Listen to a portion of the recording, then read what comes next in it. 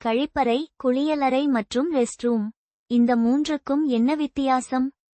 நம் அன்றாட வாழ்வில் கழிவறை, குளியலறை, கழிப்பறை போன்ற வார்த்தைகளை நாம் அடிக்கடி பார்க்கிறோம், கேட்கிறோம். இவை ஒரே இடத்திற்கு பயன்படுத்தப்படும் மூன்று வெவ்வேறு சொற்கள்.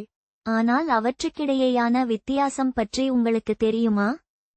பலருக்கும் இந்த மூன்றிற்கும் உள்ள வித்தியாசம் தெரிவதில்லை என்பது ஆச்சரியம்தான்.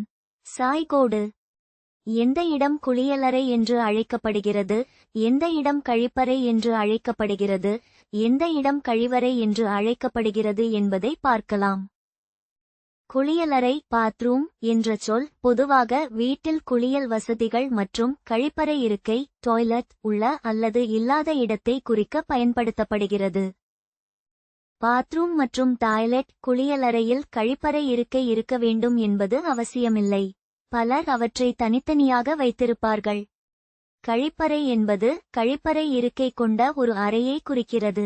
இது பொது இடங்களில் பயன்படுத்தப்படுகிறது. கழிப்பறை இருக்கை மட்டும் இருக்கும் சில இடங்களில் கை கழுவும் வசதி இல்லாத இடத்திற்கு கழிப்பறை பயன்படுத்தப்படுகிறது. கழிவறை என்ற வார்த்தையும் மிகவும் பிரபலமானது. இந்த வார்த்தை ஒரு அமெரிக்க வார்த்தை. இதன் பொருள் ரெஸ்ட்ரூம், அதாவது ஓய்வறை ஆகும். ஆடை சரி செய்ய, மாற்ற பயன்படுகிறது.